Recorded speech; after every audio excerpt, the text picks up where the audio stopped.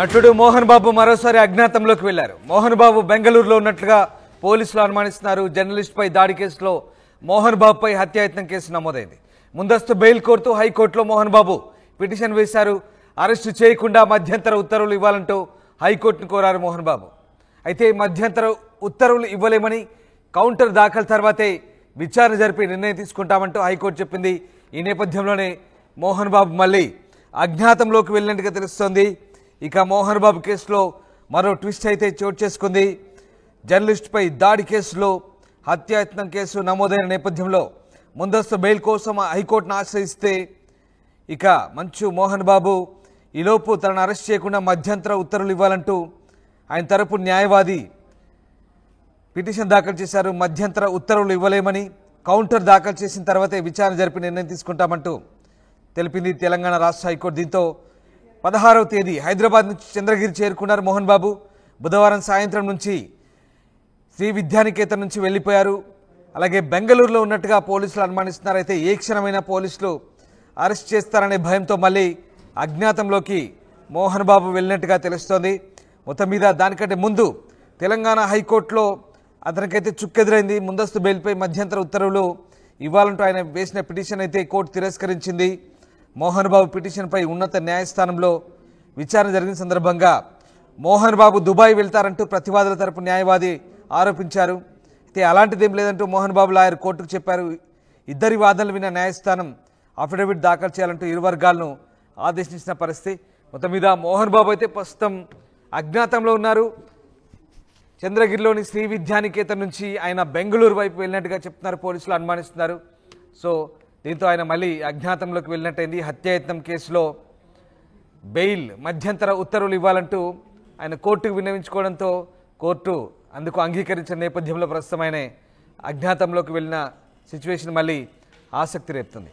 మా కరెస్పాండెంట్ దేవిక ఉన్నారు. దేవిక, మోహన్ బాబు ముందస్తు బెయిల్ కోర్టు హైకోర్టులో వేసిన పిటిషన్ను కోర్టు తిరస్కరించింది. అయితే మళ్ళీ ఆయన అజ్ఞాతంలోకి వెళ్ళినట్టుగా తెలుస్తోంది. ఏం జరుగుతుంది? పోలీసులు ఎలాంటి అనుమానాలు వ్యక్తం చేస్తున్నారు? ఎస్ రామ్దాస్, మంచు మోహన్ బాబు కేసులో మరో ట్విస్ట్ చోటు చేసుకుందని చెప్పొచ్చు.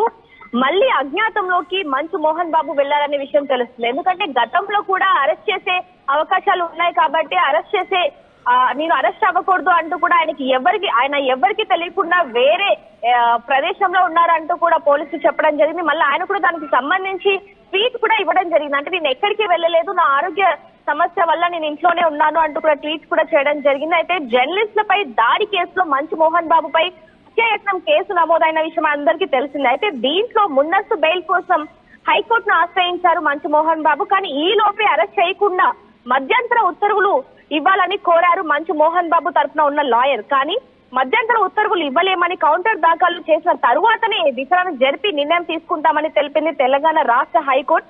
అయితే దీంతోనే 16వ తేదీ ఏదైతే ఉందో హైదరాబాద్ నుంచి చంద్రగిరి చేరుకున్నారు.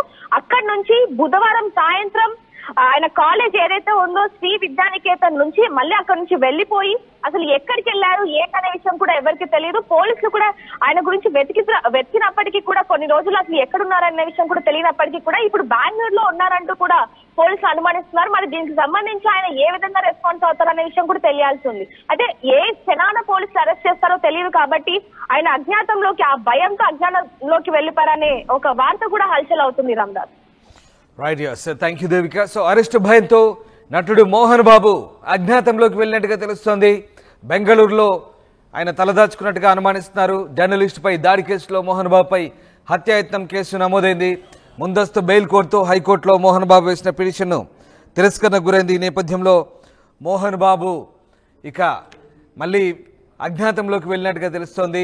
కౌంటర్ దాఖలు తర్వాతే విచారణ జరిపి నిర్ణయం తీసుకుంటామంటూ హైకోర్టు చెప్పిన నేపథ్యంలో మళ్ళీ ఆయన అజ్ఞాతంలోకి వెళ్ళినట్టు తెలుస్తుంది. మోహన్ బాబు ఆయన తనయుడు మనోజ్ మధ్య వివాదం తలెత్తిన నేపథ్యంలో జల్పల్లిలోని జరిగిన ఘటన, ఇంకా ఓ జర్నలిస్టుపై దాడి, మీడియా ప్రతినిధి మోహన్ బాబు కొట్టడంతో ఈ ఘటన చోటు చేసుకుంది. దీనిపై ఫిర్యాదులు అందడంతో పోలీసులు కేసు నమోదు చేశారు. తనపై నమోదైన కేసులో మధ్యంతర బెయిల్ ఇవ్వాలంటూ హైకోర్టును ఆశ్రయించారు. అయితే న్యాయస్థానం ఆయన విజ్ఞప్తిని తోసిపుచ్చిన నేపథ్యంలో మరొకసారి మోహన్ బాబు అజ్ఞాతంలోకి వెళ్ళాడు. ఈ నేపథ్యంలో మోహన్ బాబు పరారీలో ఉన్నట్టుగానే పోలీసులు భావిస్తున్నారు. ఆయన బెంగళూరులో తలదాచుకున్నట్టుగా పోలీసులు అనుమానిస్తున్నారు.